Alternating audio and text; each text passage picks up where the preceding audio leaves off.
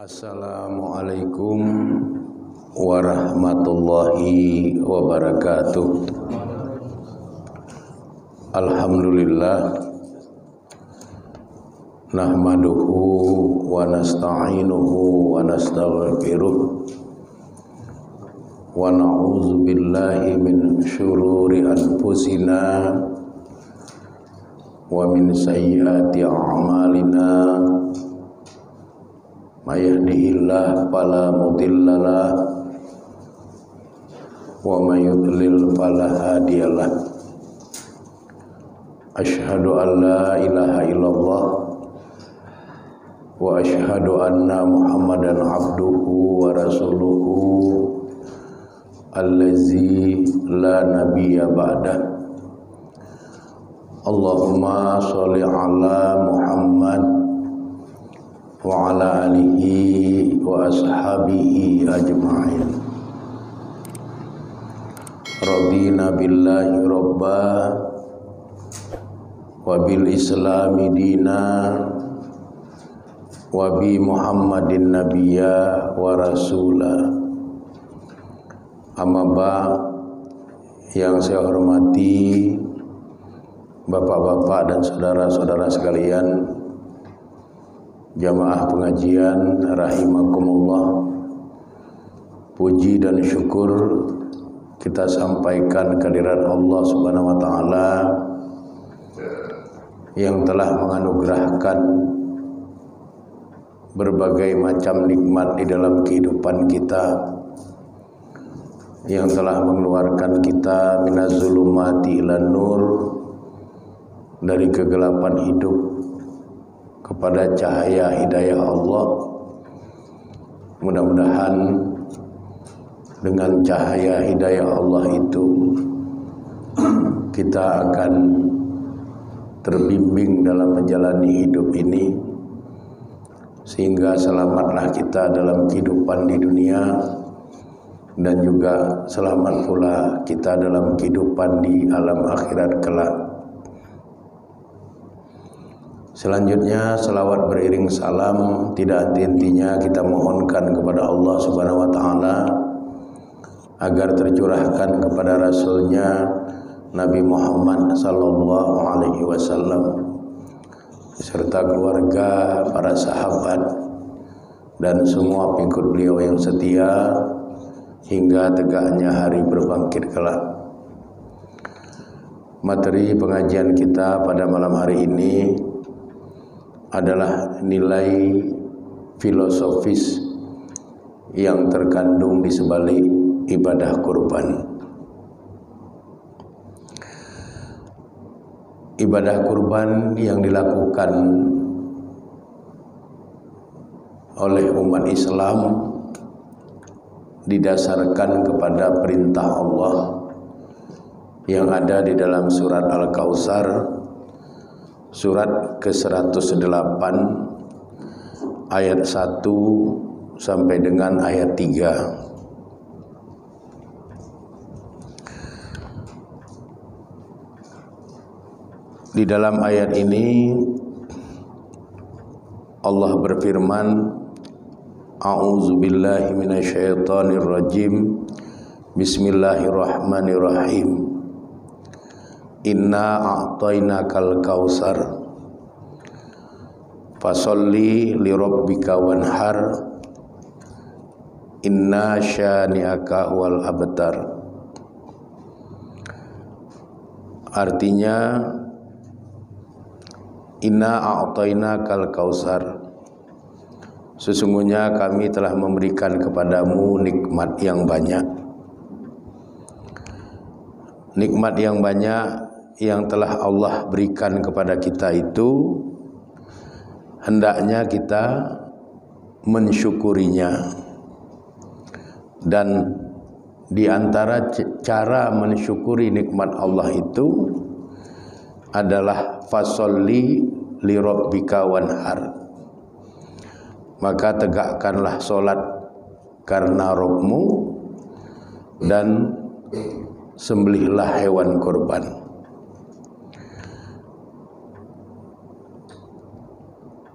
Inna syani'aka wal abtar. Sesungguhnya yang terputus itu adalah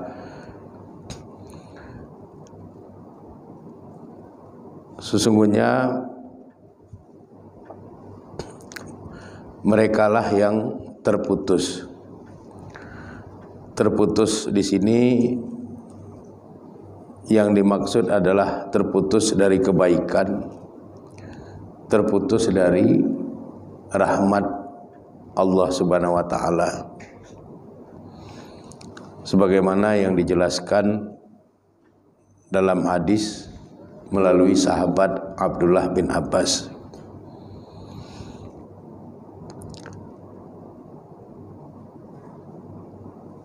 Nilai yang terkandung di sebalik surat Al-Kautsar ini, yang pertama adalah mensyukuri nikmat. Yang kedua, cara mensyukuri nikmat itu diantaranya adalah dengan menegakkan sholat dan menyembelih hewan kurban. Siapapun yang menegakkan sholat dan menyembelih hewan kurban, maka dia tidak akan terputus dari kebaikan dan dia tidak akan terputus dari rahmat Allah.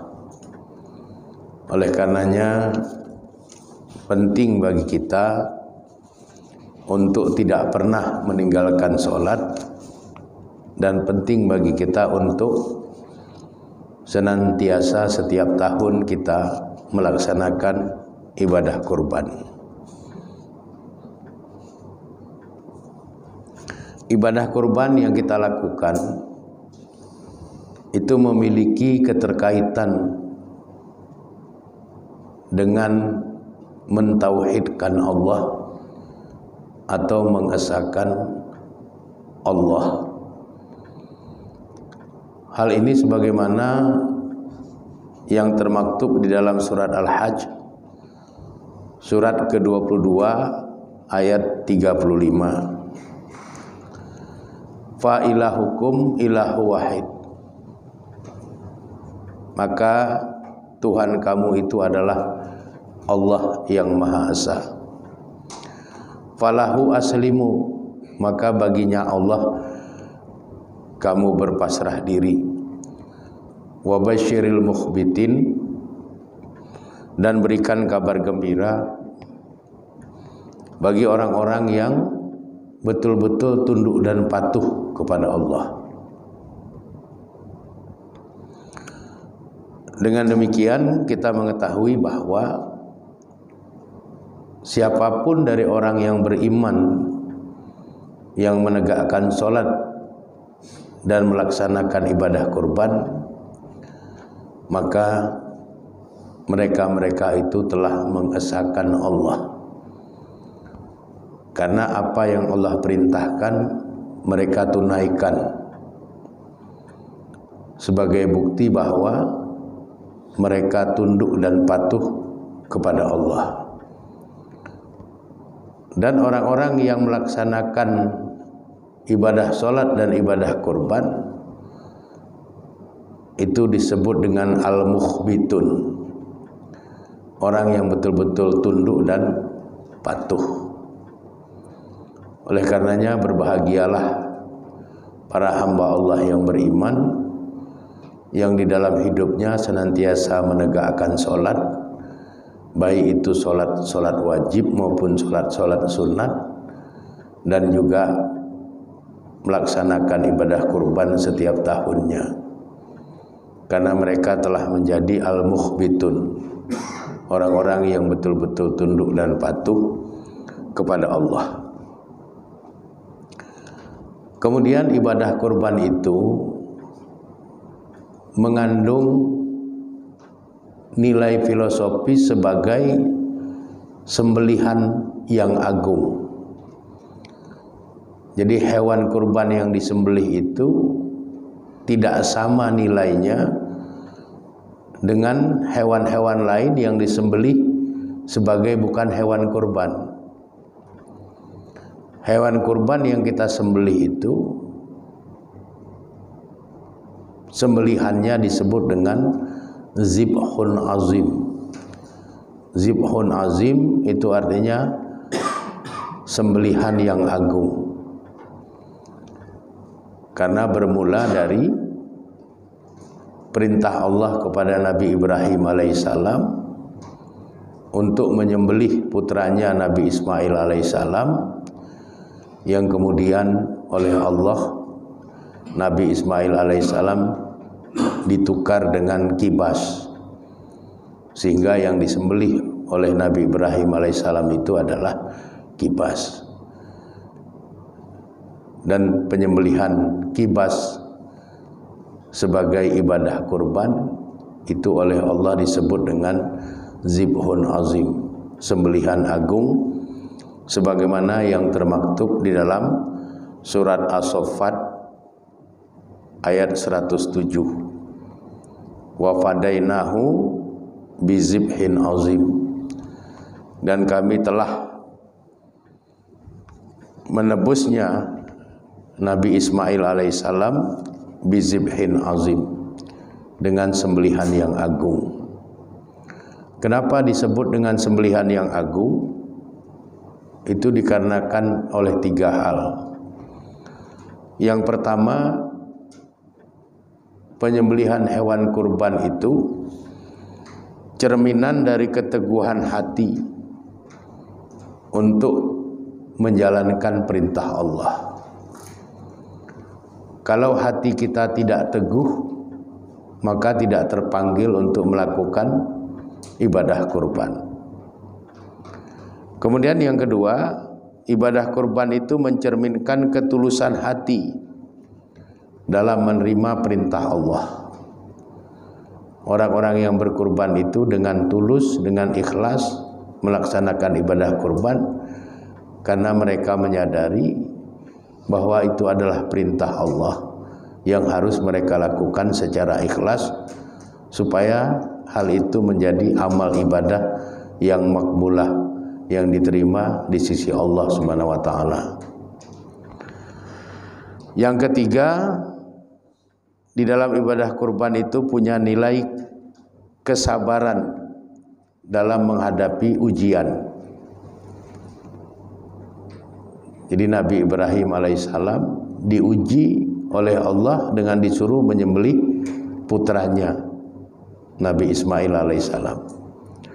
Kita diuji oleh Allah dengan nikmat yang sudah banyak yang Allah berikan itu untuk kita menyembelih hewan kurban.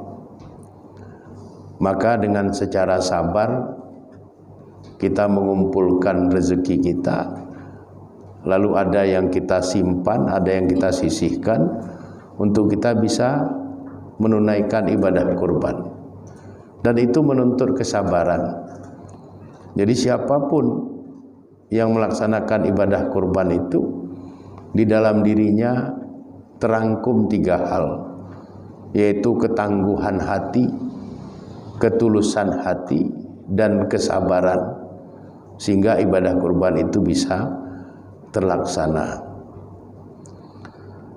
Dan Allah Subhanahu wa taala sendiri memberikan perhatian khusus kepada ibadah kurban ini dengan menyebutkan bahwa di dalam ibadah kurban itu ada kebaikan bagi orang-orang beriman yang mau melaksanakan ibadah kurban itu. Sebagaimana yang disebutkan di dalam surat Al-Hajj ayat 30. Lakum fiha khairun. Bagi kamu di dalam penyembelihan hewan kurban itu ada kebaikan.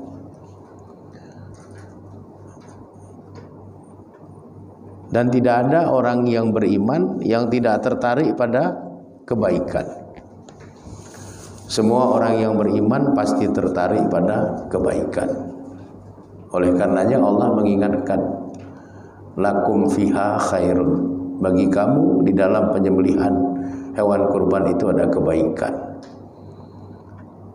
Dengan harapan orang-orang yang beriman itu menyongsong dengan penuh semangat dan kegembiraan untuk mereka beramai-ramai menunaikan ibadah kurban.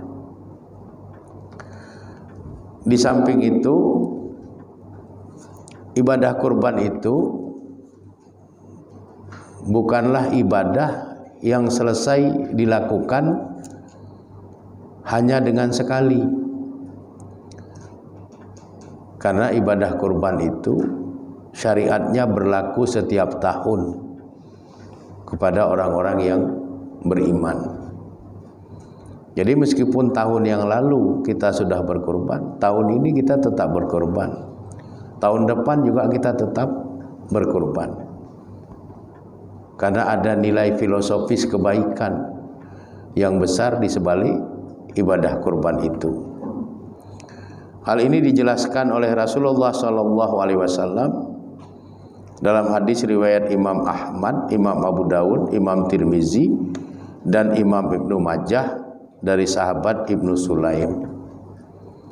Di mana dalam hadis ini Nabi bersabda, ayuhan nas, wahai manusia, inna ala kulli ahli baitin, sesungguhnya atas setiap rumah tangga, fi kulli amin, setiap tahun, udhiyah, hendaklah mereka menyembelih hewan kurban. Jadi setiap rumah tangga, setiap tahun, hendaklah mereka menyembelih hewan kurban. Jadi ibadah kurban itu ibadah yang hadir setiap 1 tahun 1 kali di dalam bulan Zulhijjah pada hari nahar, yaitu 10 Zulhijjah ditambah dengan 3 hari tasyrik, 11, 12, 13 Zulhijjah. Jadi hari penyembelihan itu hanya 4 hari. Dimulai dari tanggal 10 Zulhijjah, selesai khatib turun dari mimbar, sampai dengan hari tasyrik yang terakhir, tanggal 13 Zulhijjah, pada saat waktu asar tiba.